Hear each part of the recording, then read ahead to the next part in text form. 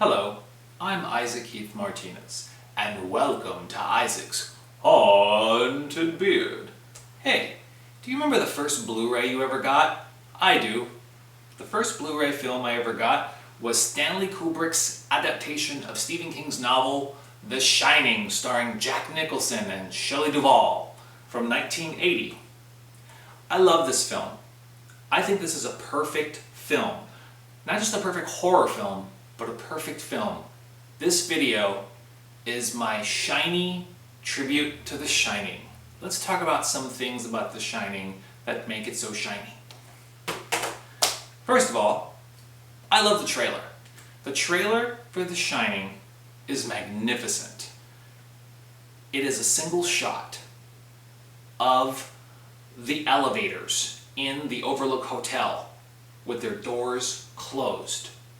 Nothing's happening, and credits are slowly scrolling up the screen with information about what movie this trailer is promoting. It says things like The Shining, starring Jack Nicholson and Shelley Duvall, based on Stephen King's modern masterpiece of terror, screenplay by Stanley Kubrick, and I don't remember the other guy, directed by Stanley Kubrick. And it's very simple and elegant and not assuming like, oh, I wonder what's going to happen. Like if you've never seen this trailer before, and let's say it was back in 1980 or 1979, whenever you would have had the opportunity to see that trailer in the theater, and you didn't know what was going to happen next, especially if you weren't familiar with that book. You'd be like, oh, well, this seems kind of dull. Just what? Some elevator doors? I don't know, but this movie seems kind of boring. It's just wait, what the? Is that blood? Is that blood coming out of the elevator door? Oh my God, blood is pouring out of the elevator doors. Blood just starts gushing by the gallons out of the elevator doors in like slow motion, and it comes pouring through the halls so furiously that it like literally moves the furniture and splashes onto the actual lens of the camera that's filming the trailer, and then the whole screen's red. And that's it. That's all you see in the trailer. That is one of the most effective, artistic, beautiful, perfect movie trailers I've ever seen. The trailer for The Shining. Mwah! On a side note, another brilliant trailer that I love is also for another Stanley Kubrick classic. It's the trailer for A Clockwork Orange. I'm not even going to tell you about that one. Check it out on the Blu-ray. Okay, then you go, okay, Raw, I'm sold. Let's watch this movie. Oh, wait, by the way, I would just like to say in regards to the trailer, I wish I had the opportunity to have seen that trailer in the theater for the first time back when it first came out. I could only imagine like what kind of thrill that would have given me. I just would have been like, oh my God, when can we see this movie? Well, now that this movie has been in our movie collections for many decades now, and most of us has watched it many times, one of the things I love about this film is how beautifully it has aged. The more I watch it as I get older, the more I like it. Like I've always liked it, but it's one of those magical films that gets better for me every time I see it. When the movie begins, the opening credits are so perfect as we, the audience, seem to be flying through the mountainside as Jack Torrance, the character that Jack Nicholson plays, is driving his car toward the Overlook Hotel, which is, really secluded up there high in the mountains. And the credits are very slowly just kind of scrolling up the screen. It just feels so like peaceful and elegant and artistic. Those credits, in one way that it almost misleads you into what you can expect from this film. Like, if you didn't know it was a horror film, like, is that what you would expect watching those credits? Would you go, oh, this is obviously a horror film? No, not necessarily. But that doesn't mean that the rest of the film doesn't maintain that level of perfect cinematic beauty. Because The Shining is a beautiful film, but what can you expect, right? It's a Stanley Kubrick film. It's perfect. Every shot is perfect. This movie is, now, regardless of it being like a Stanley Kubrick film, and all of his films are kind of perfect, so you're like, well, what do you expect, a Stanley Kubrick film? We are talking about horror films, right? And what's the most important thing about horror films? For me, my favorite thing about horror films, and actually I think this is very rare when it is achieved, and The Shining does achieve this, is quite simply when it's scary. I think there's a lot of gore hounds out there that, to them, the most important thing about horror films is the violence and the deaths and the special effects. I love all that stuff, and I grew up in the 80s watching all those slasher films, so I'm a big fan of graphic violence and death scenes pushed to the extreme. But, I mean, let's face it, The Shining has a body count of 1. I mean, I'm not talking about what they've talked about in the film, like, oh, I heard that the caretaker killed his family. No, like, as far as, like, what's happening in real time during the story, how many people does Jack Torrance kill in this film? 1. I mean, there's, like, horror films where, like, 50 people get killed. The Shining, one of the greatest horror films of all time, has a body count. 1. And yet I think it's totally scary. Why? Because subtle things are scary. Just ideas are scary. Like Danny talking with his finger is creepy. You know, Danny's not here, Mrs. Torrance. I mean, that voice he gets into, it's creepy. Those twins holding hands with that frozen stare in the hallway. That's creepy. All the reaction shots of Danny, whenever he has these visions of what's to come or what's happened in the past, he's always like, that's creepy. Danny, like, in his bed when he can't sleep, when his eyes are open, he's, that's creepy. Jack Nicholson's character sitting in the chair, just unshaven and hair all, like, just kind of like staring out the window, like, that's creepy. The blood coming out of the elevator was actually in the movie, just blood just pouring out of an elevator. Creepy. The naked lady in room 237. She's like, creepy. Shelley Duvall's character finding that Jack Nicholson, who's been working on his novel for just months now, has been typing nothing but the sentence, all the work and no play make Jack a dull boy, over and over and over and over. It is creepy. This movie is creepy.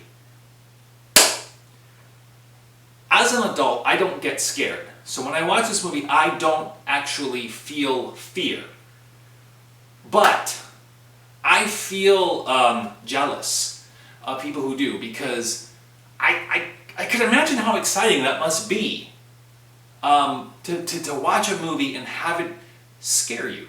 So I ask you to do this. Give the gift of fear to someone. Show The Shining to a child. I think that if you can take one child and give them nightmares because they've watched The Shining, you've done a good job as a parental figure or a parent. You're probably not a parent if you do that. You're probably like the, weirdo uncle. Hey, speaking of that scene with the naked lady coming out of the bathtub in room 237, I just want to tell you this quick story.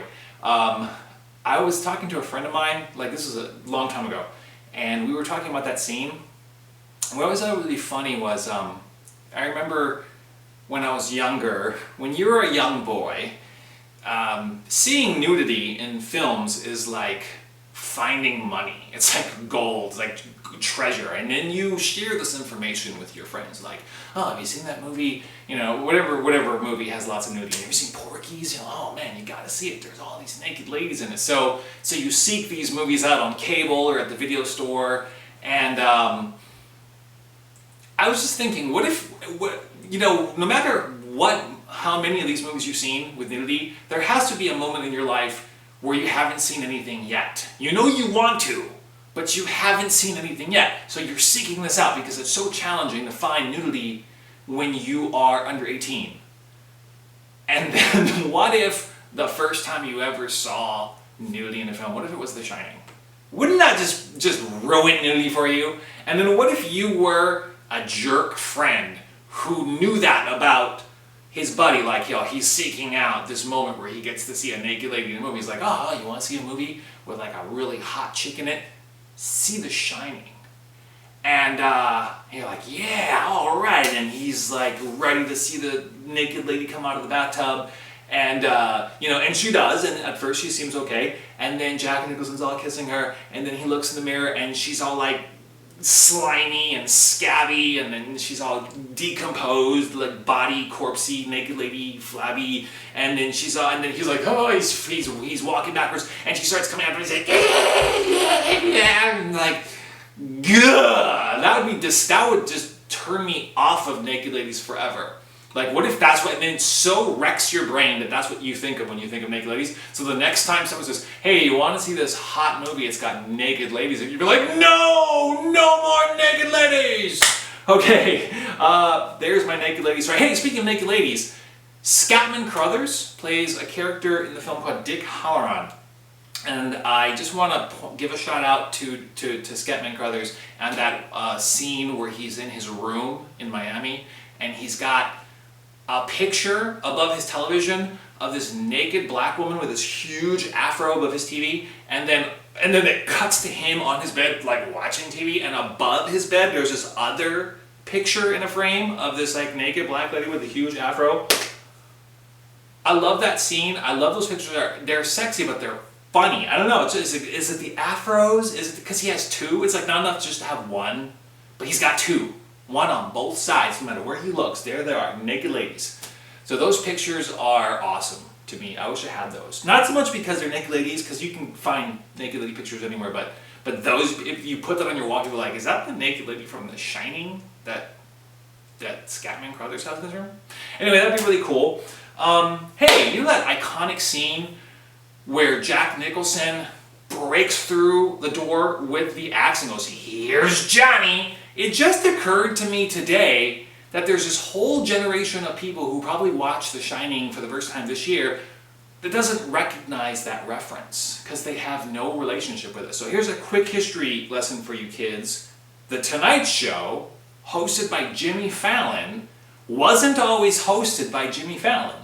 In fact, before Jimmy Fallon, it was hosted by a really awful, unfunny guy named Jay Leno. But before him, it was hosted by this funny, smart, charismatic, super cool guy named Johnny Carson. And in the beginning of every episode of The Tonight Show, his sidekick, Ed McMahon, introduced him by going, here's Johnny. That's what Jack Nicholson is referencing when he says, here's Johnny, in The Shining. The Shining is a perfect horror film. It's a masterpiece. And I love it.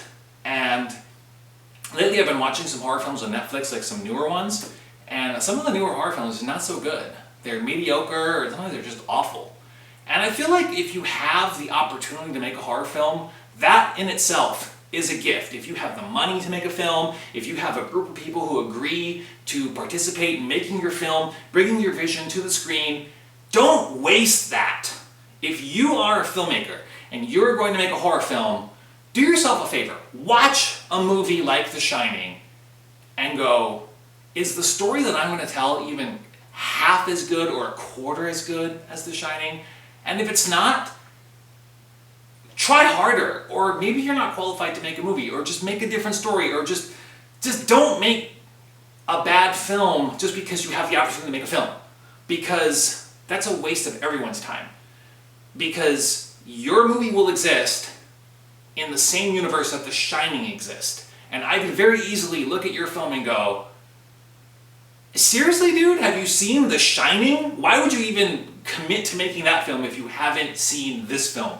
So see The Shining and let great art inspire you to just try harder to make great art. Ladies and gentlemen, I love The Shining.